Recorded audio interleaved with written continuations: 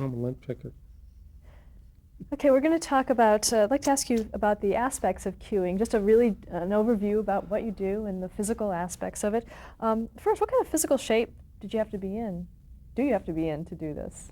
That's a very good question. You got to be in very good shape. It's an athletic event. It really is.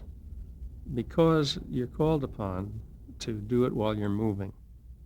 And that means that you have to maintain your balance and your locomotion simultaneously with keeping track of the wordage and the pace that the performer is setting in the word delivery.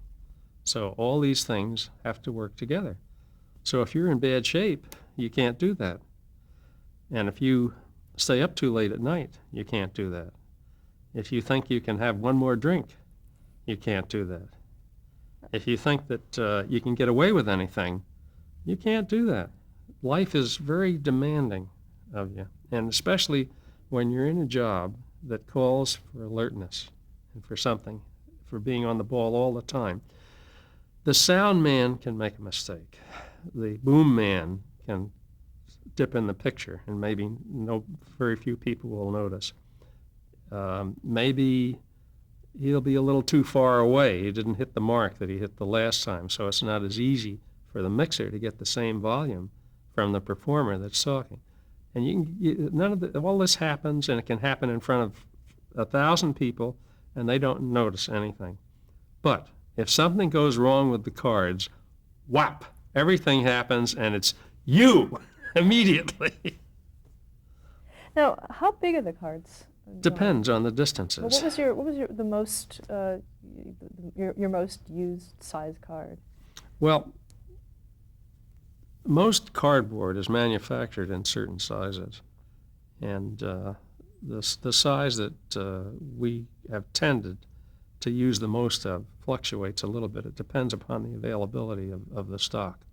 But many pieces of cardboard come in a 60 by 80 inch configuration, so it's be some component of that. Some come in a 22 by 48 configuration, so this is another dimension that you wind up with using some smaller portion of that. The original cards I had were 15 by 20, and they were of a very stiff or rigid material. They were strong. They were tough. That had a couple of problems. One problem was that they were heavy. If you had 100 of those in your hands, it was much, much heavier than 100 skinnier cards. So the weight of the cardboard comes into play. And it's a little like basketball. If you've got 20, 40, 60, 80 cards to handle, and with a lot of movement, and you've got to coordinate with the other people so that there's no break in the flow of the thing as the performer turns and talks in one direction, then maybe has to reply over here, and then maybe sees something way out there. All of that's got to be choreographed, sort of like basketball. And when it's working, it's a joy not only to be part of, but just to watch it. It's really beautiful if you know what's happening in each case. It's fascinating. What was the average number of cards that you'd be holding at once? It varied. Really? And anywhere from 10 to, we had one guy, Ken Riley, could easily handle 120 cards. And our hats were off to him because none of us could carry that many at arm's length. You might have to hold it out there for 6, 8, 10 minutes. Jack Webb did a show once for True, his series called True, in which a cop gets the drop on a gangster, and he's holding his revolver on the gangster, and he says, "Now get help." Well, the people in Hell's Kitchen or whatever part of New York he was in weren't getting him help, so he had to just hold his gun on the guy. And what Webb expressed it so beautifully. He said, the weight of that revolver, as you hold it up longer and longer, is getting heavier and heavier and heavier, and finally it's like weighing like 600 pounds out there, and you're trying to hold it up. You can't let it down, because then the guy will get away. So tell me, how much would you say 10 cards would weigh? Would we? Oh, Yeah. maybe. So that would just be maybe 10 ounces, something like that, 15 Okay. ounces. Or about 50 cards? 50? Maybe about 8 or 10 pounds, 12 pounds. You get up to 100 and now you're talking serious weight. Now, 15, 18 pounds. how much could you put on a card, time-wise? Is it 10 seconds almost per card? How much dialogue could go on a card? Depends on who's saying it. If Jimmy Durante is saying it, you could put 4 or 6 or 8 words on a card. If Bob Hope is saying it, you can put a lot of words on a card. Why is that? Because they talk very fast and they can see pretty good. But Durante didn't see too good, so the only way you could ensure his being able to use the card was by printing it bigger. Now, how did you put the cards together when you were before the show? Did you have piles of them? Yeah. And there are myriad piles, because individual parts of the script were evolving as you did it on a live variety show, on those big, wonderful shows like the Grammys or the Andy Williams show. The dialogue is changing. Maybe the music the lyrics are changing a little bit, and you're fixing that. So you're working on 4 or 5 or 6 or 10 different parts of the show, trying to get it ready for that moment, that magic moment when the guy points or says, this is it, announce, and you're off to the races then. Now, when we were holding the cards, do you point to where the person is in the dialogue? Sometimes, if you can. You can't do that if it impedes or, what's the word I'm trying to get? Well, impede is a good enough word. If it's hard for you to do, you shouldn't do it. But if you can do it, then do it. And also, if you can do it unobtrusively, you can do it. But here, individuals' personalities come out. Now, did you know most of what the personalities before you'd actually go on the... Do you know what I'm saying? Do you really know what I'm saying? If you're pointing where it is, you can do it like this. See? You can do it like this. So the personality of the prompter comes into play. And I've always tried to just kind of be quiet about these things. What other kinds of things could you cue besides using the cards? Since they are looking at you, what kind of emergency situations or direction of your own could you give while you were doing the cards? Well, I remember once they were doing a marvelous show called the World Congress of Flight up in Las Vegas. And they were using extremely long lenses because the narrator or host or principal talker was a retired general who had been taught to fly by the Wright brothers. Wonderful opportunity to even be near somebody like that. And this guy, I think his name was Benjamin Falloy, F-A-L-O-U-A-S, something like that. The problem was he and the other guy were way over there, and there were hundreds of people at this flight exposition, and they were walking into the shots, and the assistants, the stage managers, were going crazy, trying to stop. It was getting to be like a riot out there.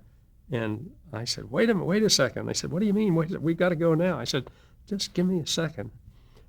And I printed, you are walking into the shot of a camera. Please back off. And I printed about a dozen of those, and now the assistant directors did that.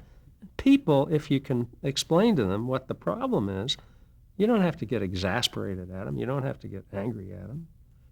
We made a terrible mistake in Vietnam in that we flew people in and out of Vietnam. It was dumb. We should have put them on a ship, drilled them in the language so that when they got there, they'd understand whether they were talking to a Kong who was trying to lie his way out of apprehension, or an innocent victim of this generality of war that we were all plunged into. And it's if you do things sensibly for people, it always seems to me it always works out. There's some hard noses in the world, unfortunately, but thank God they're a minority. Now, when you were working with the cards in live television, were there often instances where you had to really be quick on your feet and do things, where there were emergency situations or certain challenges that you had to? Well, you always had to be quick on your feet, because a bit of dialogue a beat late is not worth the paper it's printed on. You had to be on time. The whole thing of live television reminds me of what Floyd Crosby, who was a very fine cameraman, photographed High Noon, among other things. I was taking a photography class from him once at UCLA, and a girl in this summer session, a girl asked, she said, "Mr. Crosby, how many mistakes do you get to make in this business?" And Crosby kind of leaned back and he said, "In this business, you don't get to make the same mistake once." Wow. What a thing to say. And that's true. If you live your work life that way, you're not going to make mistakes. You try not to. You can't avoid them sometimes. We all understand that. But you can do something without a mistake.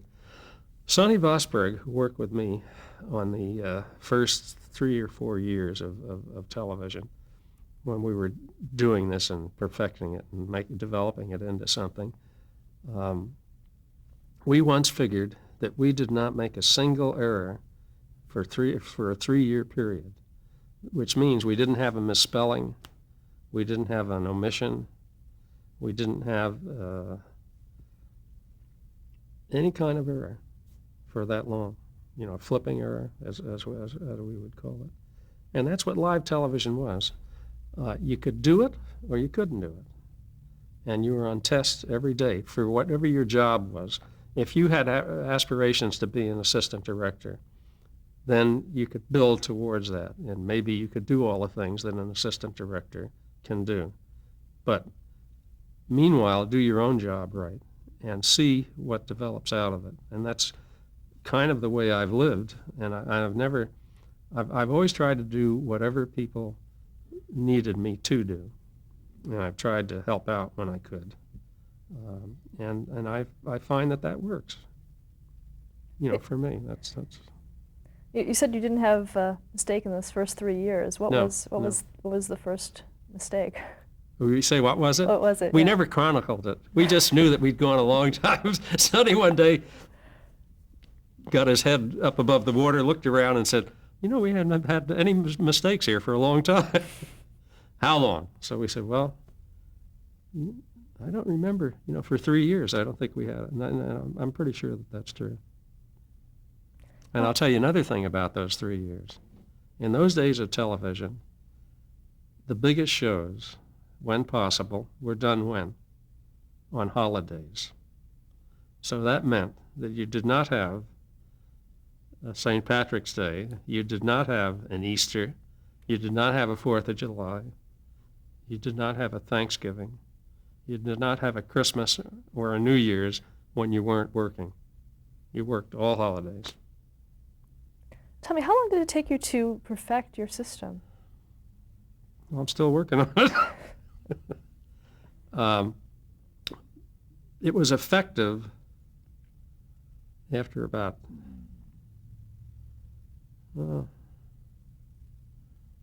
2 or 3 years. It was effective. Did you have a lot of competition? Yeah, a lot of competition. I've always had a lot of competition. Right from the beginning? Right from the beginning, yeah. Okay, were the other Not as much in the very beginning, because it was awesome to do what we were doing. I mean, we were standing right next to a camera that might have to move at any moment, and the cameraman was unable to tell us when he was going to move or how much we were in the way or where to go to get out of the way without blundering into another shot or causing some other problem And how could we do all that quietly and just be there like the pilot fish on a shark, the fish that swims right by the mouth of the shark? Well, we were right by the lens of the camera and moving all the time when he moved, and you had to be agile. You had to be agile and alert. Now, were there times when you were hit by a camera, or No. did you have to worry about shadows? Yeah, always. And that's another thing. See, you have to keep that into the equation. You got to be mixing all of this stuff simultaneously. And what about where actors were looking? How conscious did you have to be of that as far as? Well, you had to be very conscious because they don't want to look like they're looking. So you got to really be careful about that. And I would always try to watch a monitor so that I could tell, because you can't always tell how you're looking. And some performers think they know how they're looking. They don't know how they're looking. As a matter of fact, performers don't know what they need in prompting. They think they need a certain thing.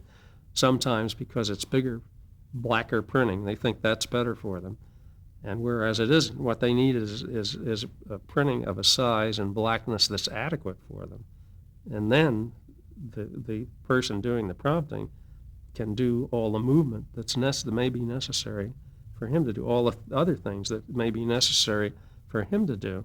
So just because it's bigger doesn't say it's better for you. Now, how did you know what to write on the cards? Well, you have to get the gist of the performance available in the language of theater or radio or television so that the performer can do it. And that's what he needs to have. There are certain minimums which he can't go below.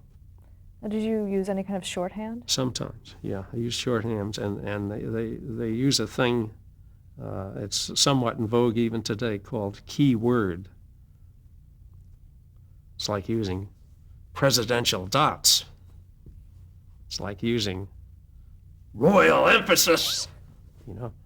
We're going to be a success with it.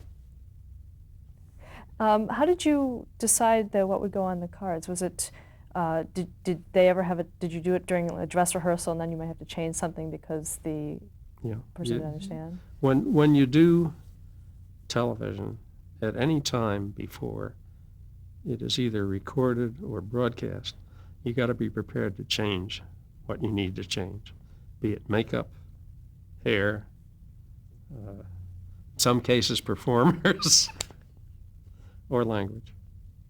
Do people sometimes skip entire cards? Sure. How did you keep up with that? How did you know that they weren't doing it on purpose, or?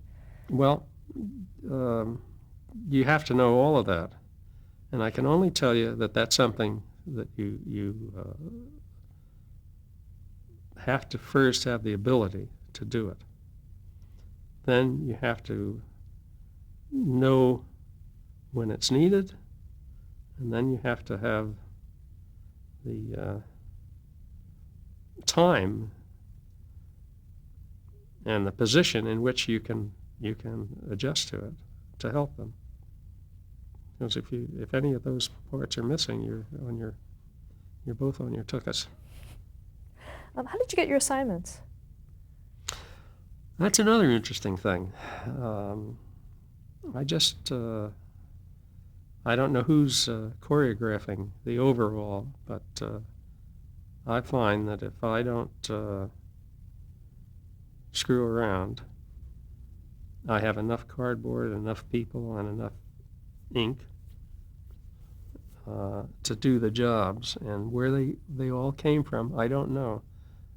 I've had some very interesting experiences in my life where I wonder if there is a big choreographer somewhere. I remember once when the house was in foreclosure and I was working a job with Burgess Meredith, and the sun was going down. And as the sun was setting, we tried unsuccessfully to get the shot. And it was a long shot, we're talking 30 seconds or more here.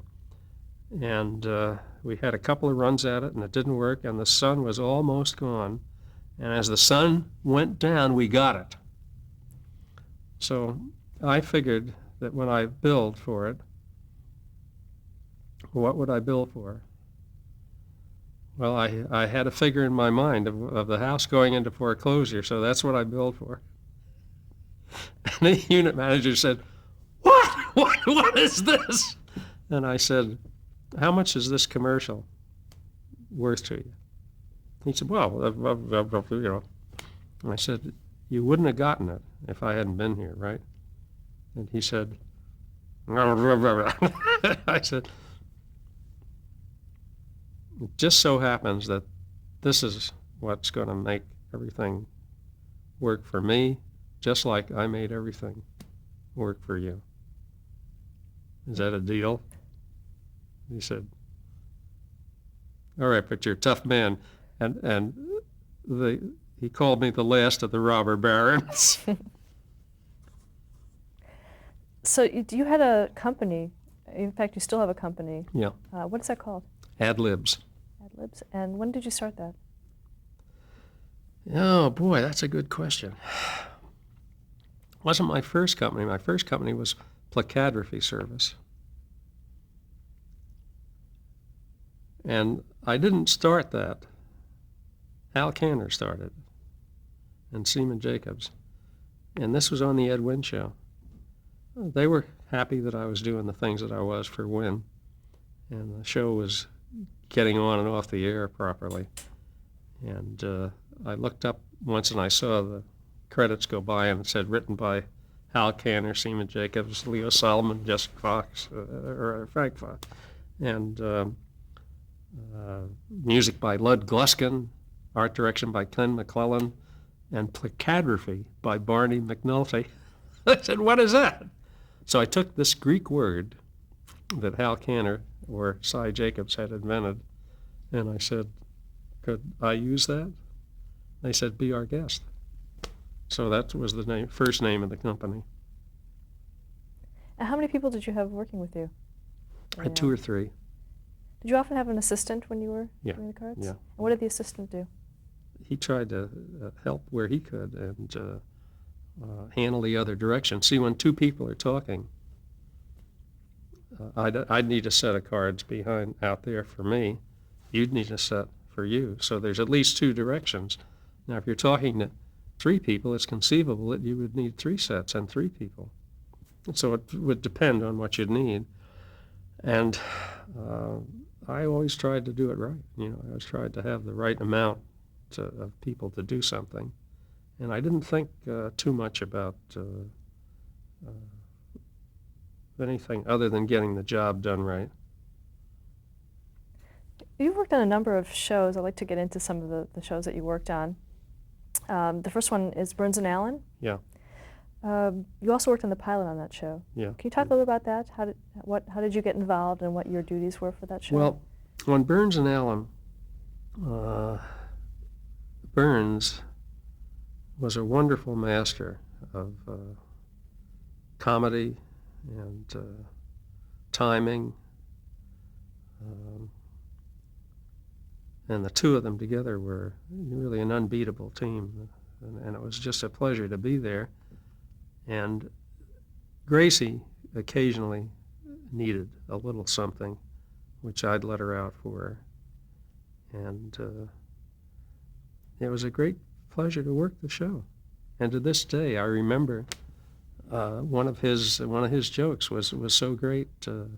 These are the really early days of television, and Burns was explaining how he'd only been in television for a week, and he knew how it worked, that the camera that's on you, that's taking your picture and sending it out over the air at that moment, has these little red lights that turn on.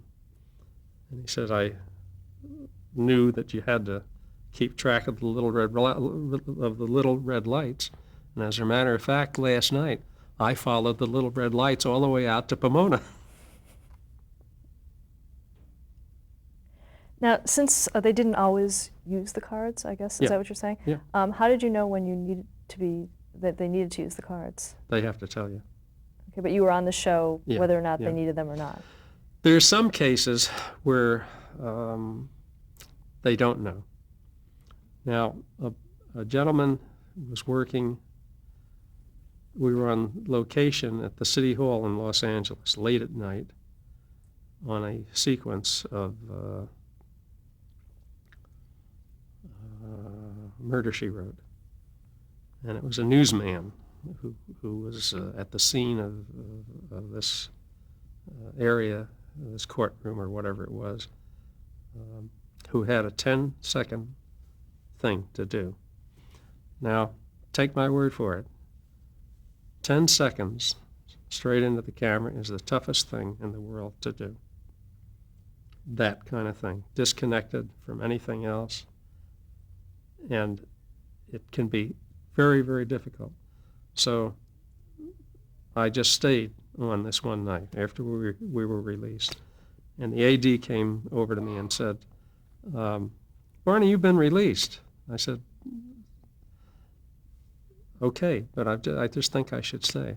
She said, well, you're not getting paid. And I said, that's okay. I'm just going to be here. Here's the deal. If I'm needed, you can pay me. If not, you don't have to worry about it. So lo and behold, at about 3 o'clock in the morning, we got down to the nitty-gritty. Now it's double golden time and all that kind of stuff. You know what? 10 seconds wasn't coming out. And I went up with the cards and whappo. So that gal never argued with me again about whether I should be there or not be there or how much or how, you know. So usually for Burns and Allen's, let's say, Yeah. it was really for like longer passages as well? Or Yeah. Did See, you also the have... thing that I brought in to this, unlike Wynn had cue indications, and people who use key words have keyword indications. The thing that I contrived to do was to marry the words and the cards together in such a way that they moved and they flipped. But the language didn't stop. The language didn't stutter. The language didn't get drawn out. The language could be delivered no matter how damn fast you talked or how slow you talked. And that's flow of dialogue is what I brought to this. What about motion? How did you cue actions, or did you not? Well, in the case of action, they usually have an opportunity to go through it before they do it.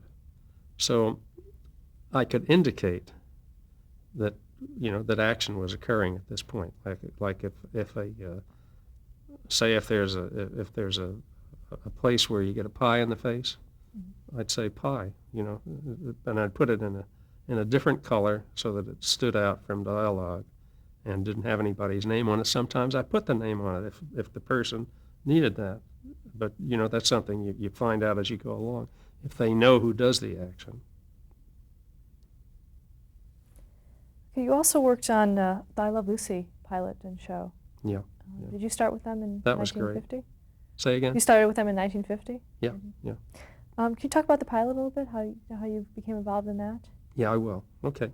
Let me go to the gentleman's lounge, and then I'll talk about that. Is that okay? Okay, yeah, actually Can we we do have cut to for a stop the second? tape. Okay, good.